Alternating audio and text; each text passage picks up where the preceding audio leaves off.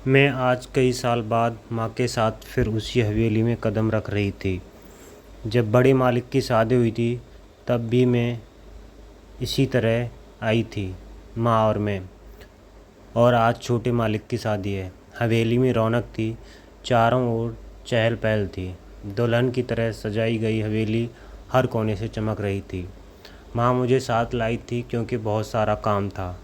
मैं भी खुशी खुशी उनके साथ चल दी थी, लेकिन मुझे क्या मालूम था, इस बार इस हवेली में कदम रखने के बाद मेरी ज़िंदगी पहले जैसी कभी नहीं रहेगी।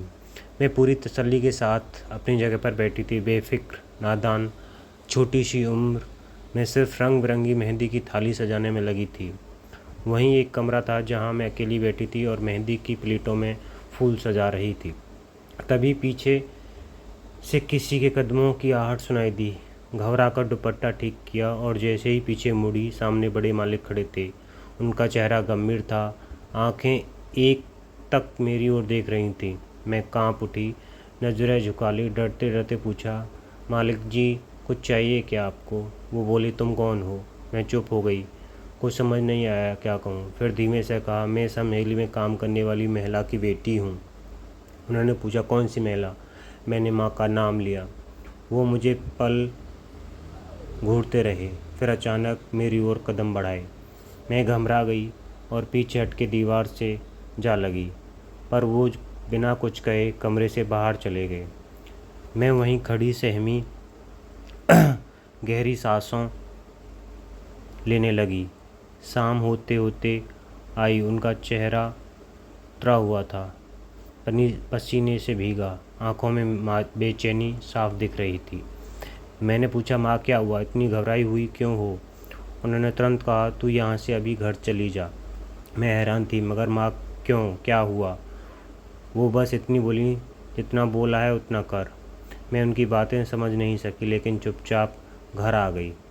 शादी ख़त्म होने के बाद माँ की बेचैनी और बढ़ती गई। वो जल्दी जल्दी मेरी रिश्ता देखने लगी, जबकि मेरी उम्र केवल 16 साल की थी। मुझे समझ नहीं आ रहा था कि अचानक मेरी शादी इतनी जल्दी क्यों कर रही है। एक दिन जब मैं अकेली घर पे थी, तभी दरवाजे पर दस्तक हुई। दरवाज़ा खोला तो सामने बड़े मालिक खड़े थे। उनका चेहरा आज कुछ अलग था, नज़रों में गहराई थी। उन्होंने पीछे पूछा, घर में कोई है? मैंने सिर हिलाया, नहीं। माँ बाहर गई है? पूछा। उन्होंने कुछ कहा क्या? मैंने कहा नहीं, बस बैठे। वो कुछ नहीं बोले और सीधा बाहर चले गए, जहाँ बड़े मालिक बैठे थे। धीरे से दरवाजे के पीछे खड़ी हो गई और जो सुना उससे मेरी रूह हिला दी। बड़े मालिक कह रहे थे, जितना पैसा चाहिए ले लो, लेकिन मुझे अपनी औलाद चाहिए। तुम्हारी बेटी ठीक है, मुझे एक वारिस चाहिए। शादी तो कर लूँगा, लेकिन बच्चा मिलते ही उसे छोड़ दूँगा। मेरी आंखों में आंसू बहने लगे। मैं सोच रही थी, माँ ये बात सुनकर ज़रूर मना कर देगी, लेकिन उनका जवाब सुनते ही मेरे पैरों के तले से ज़मीन खिसक गई। वो बोली, कल शाम जाए, शादी कर लीजिए और अपने साथ ले जाएं। बड़े मालिक के जाते ही मैं माँ पर टूट पड़ी। आपने ऐसा क्यों कहा? मैं 16 साल की हूँ, मुझे उम्र से दोगुने हैं। आप कैसे मुझे इसके हवाले कर सकती हो? माँ ने मेरी बात नहीं मानी और मैं रोती रही। बट माँ नहीं मानी। मुझे गुलाम नहीं बनना, मैं किसी दूसरे की औरत नहीं बन सकती। पर माँ मेरी एक नहीं सुन रही थी, किसी कीमत पर। शाम होते ही उस हवेली में पहुंचा दी गई।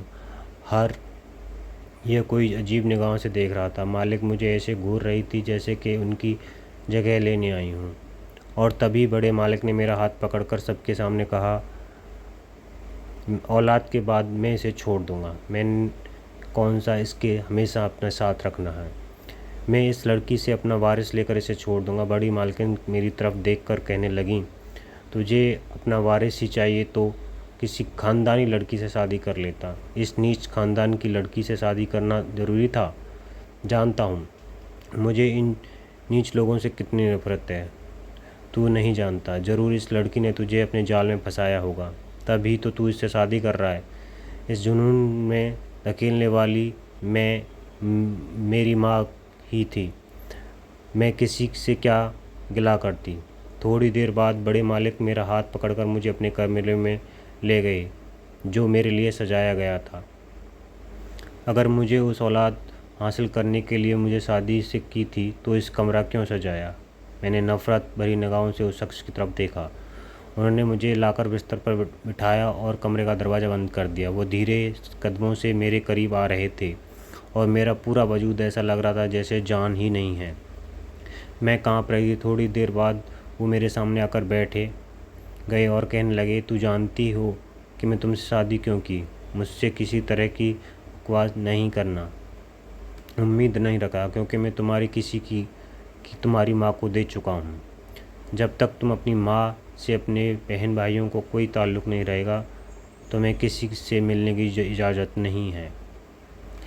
जितनी जल्दी मुझे खुशी दोगी उतनी जल्दी मैं तुम्हें आज़ाद कर दूँगा। मुझे बहुत जल्दी खुशखबरी चाहिए, क्योंकि जब तक मैं तुम्हें अपने पास रखूँगा मेरी पत्नी मुझसे ठीक से बात नहीं करेगी। मैं अपनी पति से बहुत मोहब्बत करता हूँ। उनकी बातें सुनकर मेरा दिल खून के आंसू रो रहा था। उनकी नज़रों में मेरी हैसियत एक नौकरानी से भी कम थी, क्योंकि जिस अंदाज में वो मुझसे बात कर रहे थे मुझे बहुत ही अफसोस हो रहा था। तकलीफ़ इस बात की थी कि मुझे सिर्फ मैंने तो अभी बड़े मालिक को उस नज़र से देखा ही नहीं था जैसे उस वक्त मुझे देख रहे थे। मैंने तो बस इतना सुना था कि अमीर लोग अय्यास किस्म के होते हैं, होठों पर जाकर औरतों के साथ वक्त गुजारते हैं, और मैंने भी यही सोच रखा था उनके बारे में। उस रात उन्होंने मुझे एहसास दिला दिया कि वाकई कैसे इंसान हैं। मुझे उनसे दूर दूर रहने लगी थी। उन्होंने सिर्फ मुझे वजूद से बच्चा चाहिए था और उसका बस नहीं चल रहा कि आज ही उसे औलाद मिल जाए तो वो मुझे आज ही छुटकारा दे दे। मुझे लगा कि वो अपनी ख्वाहिश पूरी करके कमरे से बाहर चले जाएं, लेकिन वो वहीं सो गए और मैं रोती रही उनकी तरफ देखकर।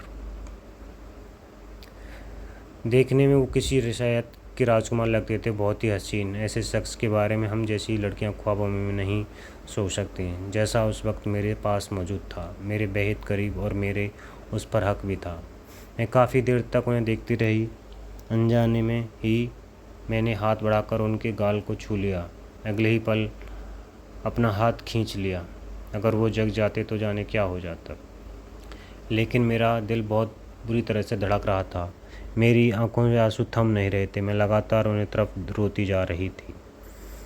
ऐसे हसीन शख्स के लिए तो इंसान खुशी खुशी हर जुल्म भी बर्दाश्त कर सकता है। वो गहरी नींद में सो रहे थे। क्या उन्हें एहसास नहीं था कि उन्होंने मुझे तकलीफ़ दी और अब सुकून से सो रहे हैं? सुबह जब मेरी आंखें खुली तो वो कमरे में नहीं थे। मैं उठी। अचानक कमरे का दरवाज़ा खुला और मालकिन अंदर दाखिल हुई। उन्हें देखते ही मेरा चेहरा सफ़ेद पड़ गया। जिस अंदाज में वो देख रही थी मैं डरने लगी। उन्होंने मुझे बालों से पकड़ लिया और कहने लगी, मैं छोड़ूंगी नहीं, तूने मेरा पति छीन लिया। उनकी आंखें सूजी थीं जैसे वो रात भर सोई नहीं। कहने लगी, रात को तुम मेरे बिस्तर पर थी, मेरे पति की बाहों में। तुम्हारी हिम्मत कैसे हुई मेरे पास आने की? उन्होंने मेरे बाल पकड़कर मुझे घसीटना हुए बाहर ले जाना शुरू कर दिया। तभी सामने बड़े मालिक आ गए। मैं इतनी डरी हुई थी कि उन्हें देखते ही उनके सीने से लग गई और कहा, मुझे बचा लीजिए, ये मुझे मार देंगी। उन्होंने मुझे हल्का सा धक्का देकर खुद अपनी पत्नी को थाम लिया। उन्होंने कहा, मेरी जान, मैं तुम्हारा हूँ, तुम ही छोड़कर कहीं नहीं जाऊँगा। इतना गुस्सा क्यों कर रही हो? इस लड़की की हैसियत सिर्फ एक नौकरान की है, उससे ज़्यादा कुछ भी नहीं। मैं इससे शादी क्यों की है तुम्हें पता है? इसकी यहाँ पे कोई जगह नहीं है। तो ये हवेली में क्या कर रही है? इसे यहाँ से निकालो, मैं बर्दाश्त नहीं कर सकती। वो रोती हुई बोली। उन्होंने कहा, ठीक है, मैं इसे क्वार्टर में जगह दे दूँगा, ये हवेली में नहीं रहेगी। वो अपनी पत्नी को सीने से लगाए वहाँ से चले गए और उनकी पीठ को देखती रह गई। मुझे रात का उसका वाक़या याद आने लगा। न जाने क्यों मुझे उस औरत के जलने की महसूस हो रही थी, जबकि ना तो मालिक से और ना ही फिर ना जाने क्यों औरत के साथ बर्दाश्त नहीं हो पा रहा था। उन्होंने इतनी बेदर्दी से मुझे खुद से अलग कर दिया। मेरी आंखों में आंसू बहने लगे। अचानक बड़ी मालकिन आई। उन्होंने मुझे बाजू से पकड़ा और मेरी कलाई को बहुत ज़ोर से अपने हाथ से दबोच लिया और घसीटते हुए तब हुई, अब तुम्हें मैं बताऊंगी तुम्हें कितनी बड़ी गलती की है। इस घर में बहू बनकर तुम मेरी हक छीनने आई हो। इस घर में तुम नहीं बन सकती हो मालकिन। तुम्हारी हैसियत 2 टके की नौकरानी से भी बदतर है। ये कहकर वो वहाँ से चली गई। वो रास्ते में खुशी के लिए कोई औरत उनको बच्चा ना पैदा कर सके, भगवान उन्हें औलाद ही ना दे। उन्हें बहुत ज़्यादा खुशियाँ थी कि अपनी औलाद मेरे से लें। मैं उस खस्ता हॉल कमरे में पड़ी हुई थी, बिस्तर पर उल्टी लेटी हुई थी। मुझे कोई होश नहीं था। मुझे एहसास भी नहीं था कि मेरे कमरे में दाखिला हुआ। अचानक मुझे महसूस हुआ कि मेरे बालों में हाथ फेर रहा था। मैंने एकदम उठकर देखा तो सामने मालिक बैठे हुए थे। उन्हें देखकर मेरी आंखों के आंसू बहने लगे। उन्होंने मेरे आंसू पोंछे और कहने लगे, मैं तुम्हें ज़्यादा तकलीफ़ और नहीं देना चाहता। मेरे घर वाले तुम्हें बहुत ज़्यादा नफरत करते हैं, इस वजह से तेरा यहाँ रहना ठीक नहीं। लेकिन तुम्हें परेशान होने की ज़रूरत नहीं है। बस तुम्हें औलाद दे दो और यहाँ से चली जाना। जितनी जल्दी तुम्हें मुझे खुशखबरी दोगी उतनी जल्दी तुम यहाँ से जा सकती हो। मैंने कहा, ये सब कुछ ही मेरे बस में तो नहीं है।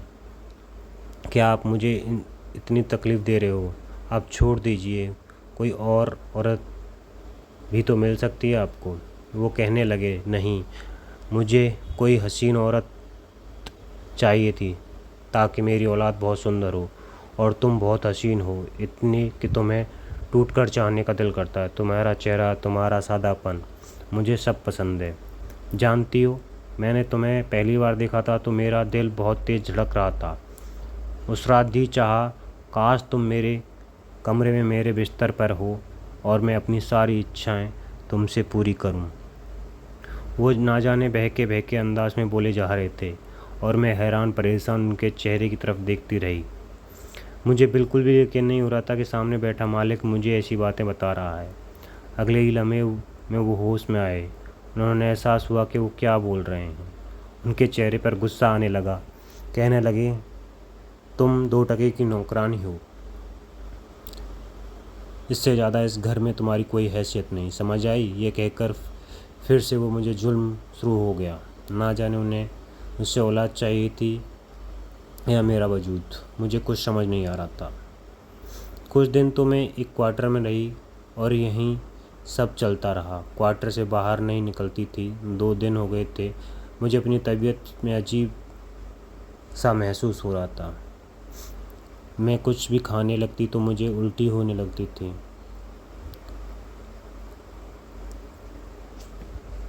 ना जाने मुझे क्या हो रहा था। रात का वक्त था। बड़े मालिक कमरे में आए। आते ही ढकी अंदाज में मेरे पास ही बिस्तर पर लेट गए। मुझे से कोई बात भी नहीं की। न जाने क्या हुआ। मैंने पूछा, आप ठीक हैं?